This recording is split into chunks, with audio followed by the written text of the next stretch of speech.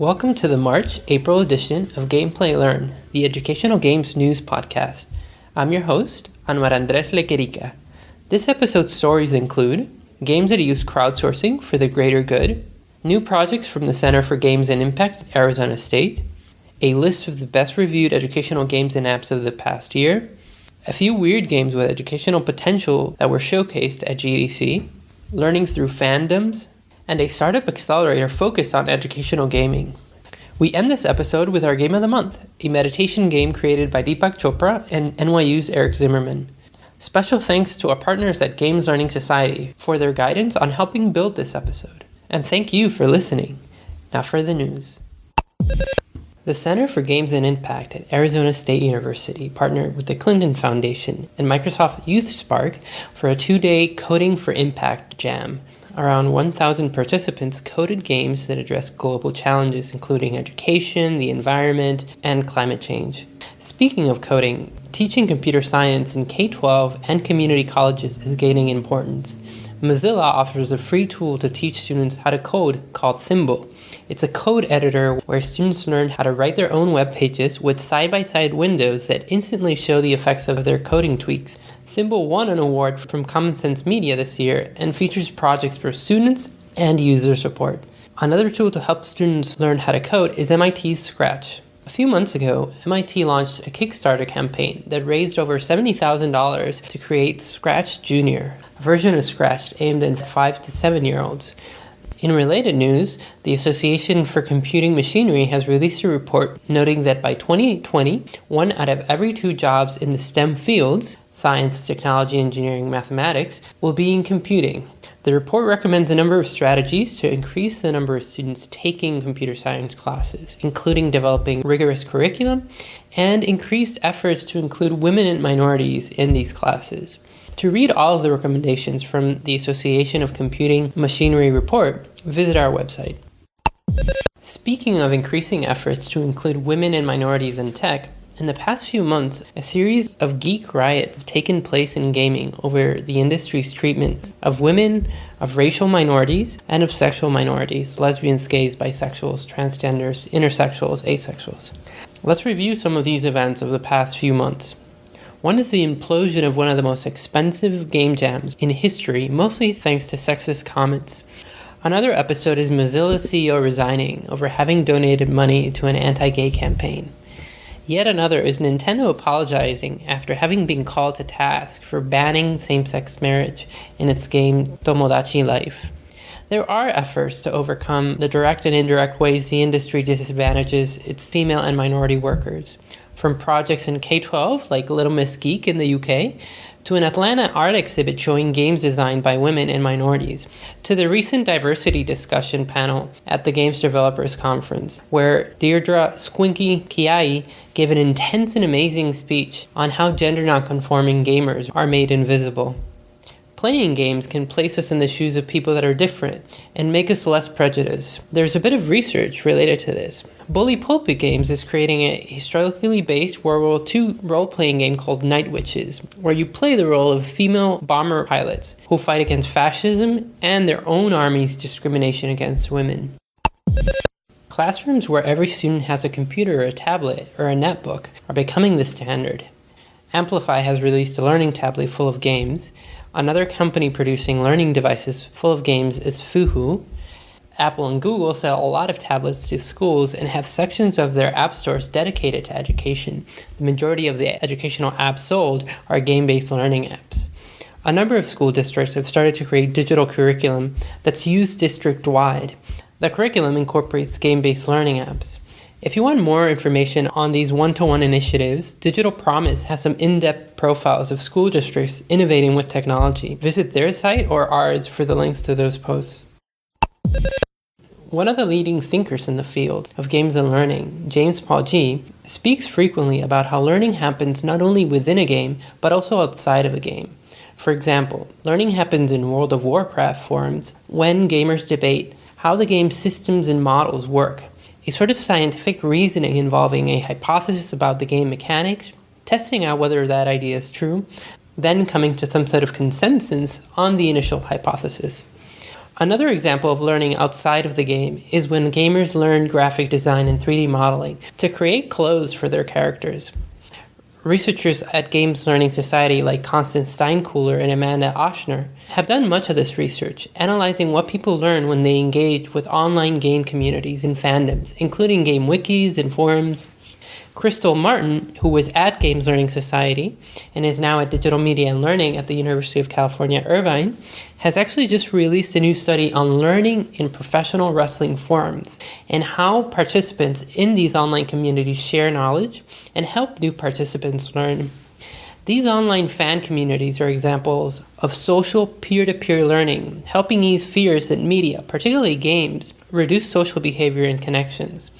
North Carolina State University professor Nick Taylor was the lead author of a study looking at the social dimensions of video games, actually from a totally different angle, documenting gamers' interactions across 20 public gameplay sites, including large and small-scale LAN parties, fan culture conventions, internet cafes, and pub and bar-based gaming nights.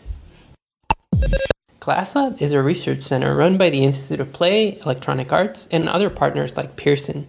It created a version of SimCity for classrooms called SimCity EDU and has just announced new services offered to creators of educational games to help them analyze and document the learning that's happening in their games and how that learning is related to Common Core standards. Their first industry partner for these new services is iCivics. If you are a game producer and want to partner with GlassLab, contact them by visiting glasslabgames.org. In related news, GlassLab is also releasing a game that teaches kids reasoning skills. Oculus Rift's virtual reality headset will be used to watch the next BBC Nature documentary created by naturalist David Attenborough. Oculus was recently purchased by Facebook for $2 billion.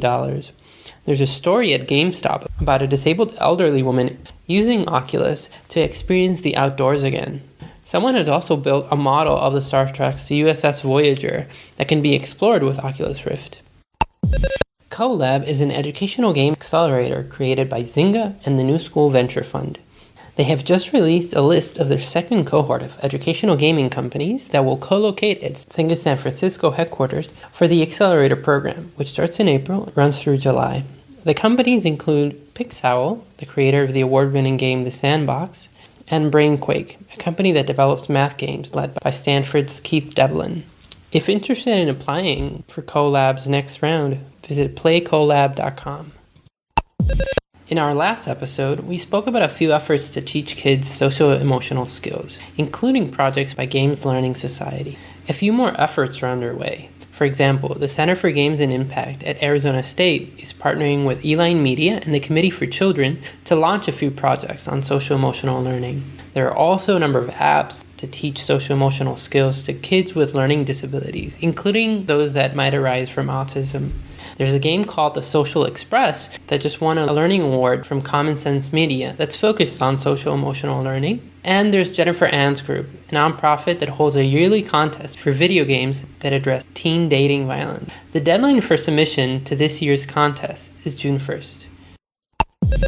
Tufts University and Emerson College have created a video game to help prepare students to become volunteers in their communities, including at homeless shelters, tutoring, and handing out food.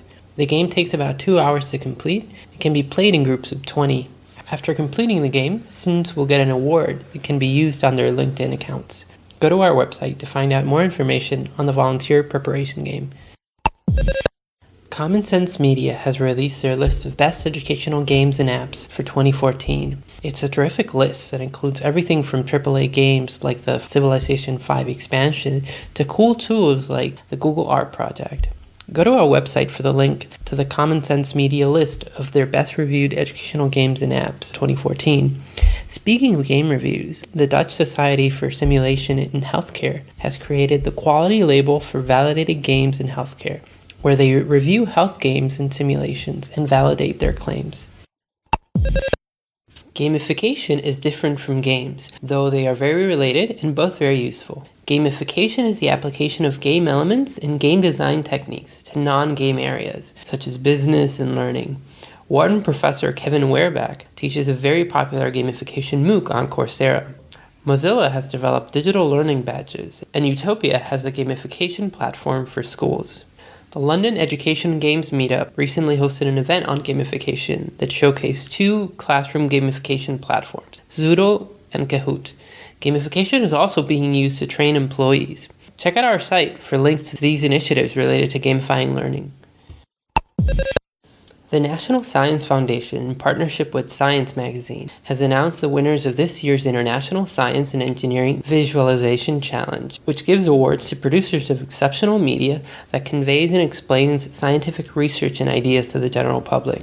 There are several games and simulations among the winners, including a crowdsourced game to help map the brain in the same fashion as Foldit.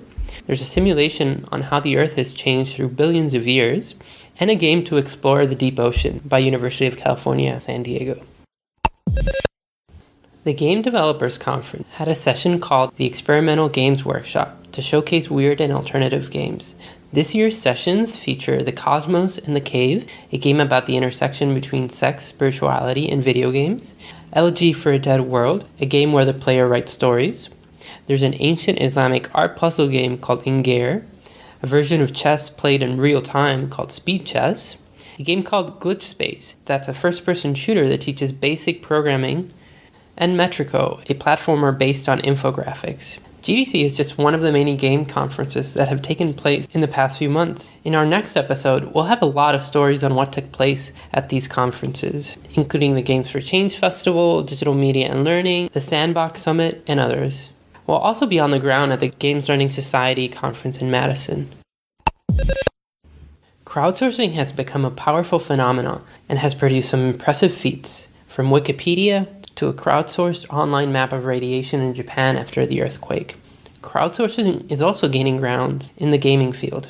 Games Learning Society PhD student Dennis Ramirez recently wrote a post on Gamasutra about an experiment where over 100,000 people jointly played the same single session of the game Pokemon at the same time. Examples of games using the power of crowd for greater good are iWare, a game to help map the human brain that won an award at this year's International Science and Engineering Visualization Challenge, and of course, most famously Foldit, the online puzzle video game about protein folding. A conference around games using crowdsourcing took place April 30th in Washington, D.C. The Games and Crowds Conference was organized by the Games for Health Project and sponsored by the Robert Wood Johnson Foundation. Game for Health also has a nice list of all the known crowdsourcing games. Check out our website for that link. New research projects in psychiatry and neuroscience are using video games and gamification to improve mental health. New game-based treatments for anxiety, ADHD, Alzheimer's, and other disorders are being developed.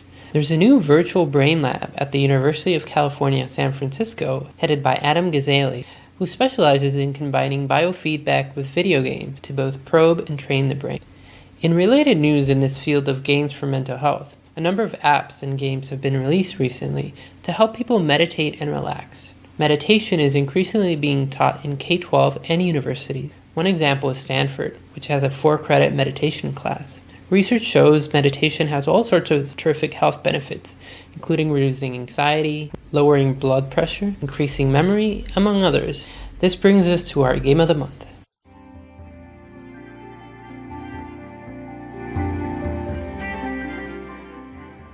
It's called Leela. It was created by Deepak Chopra with the help of NYU's Eric Zimmerman, and it came out about 2 years ago. It's more of a gamified meditation lesson than a game, and it's really terrific. You can play it on Wii and Xbox 360 Kinect. Leela uses the Kinect motion sensors to recognize whether you're breathing properly and teaches a bunch of really lovely meditation techniques. Some involving movement, some sitting still while Deepak Chopra's voice guides you through a meditation. Leela is a great tool for people who might be interested in learning meditation from home. It's also great for experienced meditators since it has a ton of longer, more advanced meditations too.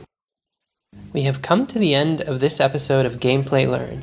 We'll be at the Games Learning Society conference next month, and as we mentioned previously, our next episode will summarize all that took place at the many educational gaming conferences over the past few months. Remember that you can always visit our site and leave us a comment in the About Us section if you have any tips, news stories, games, events, and job announcements you think we ought to cover in future podcasts. Thanks for listening. Take care.